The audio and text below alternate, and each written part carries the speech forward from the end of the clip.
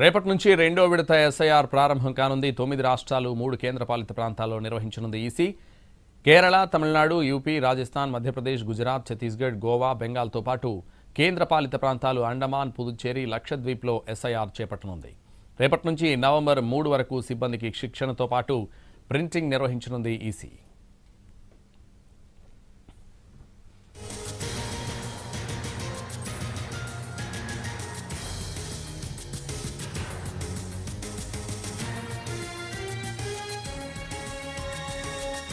రేపటి నుంచి రెండో విడత ఎస్ఐఆర్ ప్రారంభం కానుంది. 9 రాష్ట్రాలు 3 కేంద్రపాలిత ప్రాంతాల్లో నిర్వహించనుంది ఈసీ. ఇదే విషయానికి సంబంధించి మరింత సమాచారం ఢిల్లీ నుంచి మా ప్రతినిధి రాజు లైవ్లో అందిస్తారు. రాజు,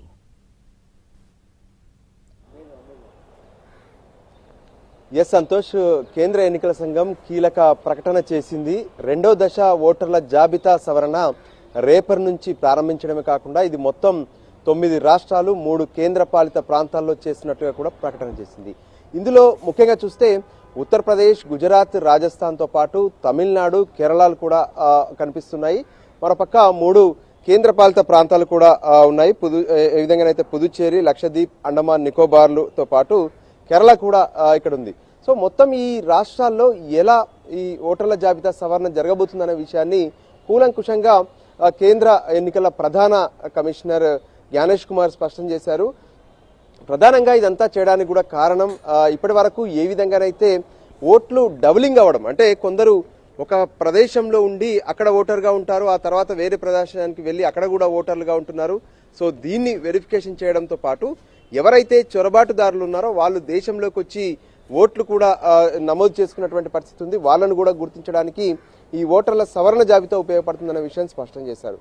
ఇక 21 ఏళ్ల తర్వాత ఈ ఓటర్ల జాబితా ప్రక్షాళన జరుగుతుంది.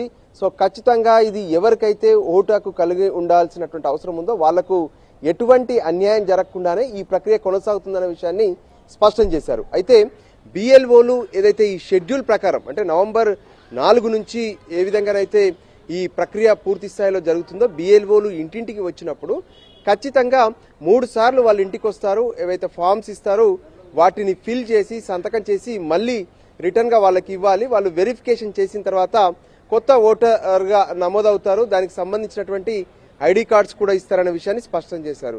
అయితే 2 ఓట్లు ఉన్నటువంటి వాళ్ళు కానీ ఈ విషయంలో ఖచ్చితంగా ఒక చోటకు మాత్రమే పరిమితం కావాలనే విషయాన్ని స్పష్టం చేశారు. అయితే బీహార్లో జరిగినటువంటి ఈ ఎస్ఐఆర్ అయినా కూడా పూర్తి స్థాయిలో పారదర్శకంగా జరిగింది. అక్కడ దానిపైన రాజకీయంగా విమర్శలు వచ్చినప్పటికీ కూడా ఏ ఒక్క ఓటర్ కూడా అప్పీల్ చేయలేదు. అంటే మా ఓటు పోయిందని కానీ లేదంటే మరొక ఫిర్యాదు వంటిది రాలేదు. మొత్తం 0 అప్పీల్ అనేది బీహార్లో జరిగిందనే విషయాన్ని కూడా స్పష్టం చేశారు.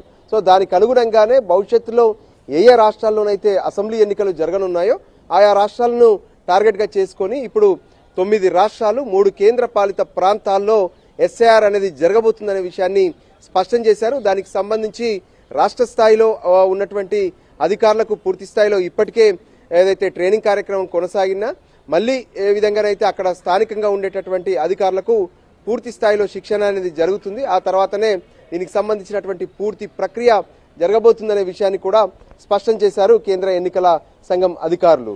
సంతోష్, అయితే వచ్చే ఏడాది ఏ రాష్ట్రాల్లో ఎన్నికలు జరగనున్నాయి, వాటికి సంబంధించిన ఎస్ఐఆర్ పూర్తయిందా? ఇప్పటి వరకు దేశంలో ఎస్ఐఆర్ జరిగింది, అంటే స్పెషల్ ఇంటెన్సివ్ రివిజన్ జరిగింది ఓన్లీ బీహార్లో మాత్రమే.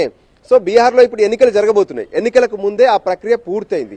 ఇక ఆ తర్వాత వెస్ట్ బెంగాల్, కేరళ, తమిళనాడులో కూడా ఎన్నికలు జరగాల్సినటువంటి అవసరం ఉంది. దానికోసం ఇప్పటికే ఈ కేంద్ర ఎన్నికల సంఘం అందుకోసమే ఆయా రాష్ట్రాలను ఎంచుకున్నట్టుగా తెలుస్తుంది. మొత్తం ఈ 9 రాష్ట్రాల్లో కూడా ఎన్నికలు జరుగుతాయి. ఒకవైపు యూపీ కనిపిస్తుంది, మరోవైపు రాజస్థాన్, మధ్యప్రదేశ్లో కూడా ఎన్నికలు జరగాల్సి ఉంది. సో ఇక మున్ముందు షెడ్యూల్ ఏవైతే ఉన్నాయో మనం చూస్తున్నాము, ఇందులో ఎక్కడ కూడా తెలంగాణ కానీ ఆంధ్ర కానీ ప్రస్తావన లేదు. ఎందుకంటే ఈ మధ్య కాలంలో అంటే 2 ఏళ్ల క్రితమే ఇక్కడ ఎన్నికల ప్రక్రియ అనేది పూర్తయిపోయింది. సో ఈ సమయంలో దీనికి సంబంధించినటువంటి అవసరం ఇప్పుడు లేదు. సో మొదట ఏవైతే రానున్నటువంటి కాలంలో అసెంబ్లీ ఎన్నికలు జరగాల్సినటువంటి రాష్ట్రాలు ఉన్నాయో ఆ రాష్ట్రాలను మాత్రమే ఇప్పుడు ఎంచుకున్నారు ఎస్ఐఆర్ కోసం. ఆ తర్వాత మిగతా రాష్ట్రాల్లో కూడా ఈ ఏదైతే ఓటర్ల జాబితా ప్రక్రియ అనేది కొనసాగుతుందనే విషయాన్ని కూడా కేంద్ర ఎన్నికల సంఘం అధికారులు స్పష్టం చేశారు. Santosh, thank you Raju.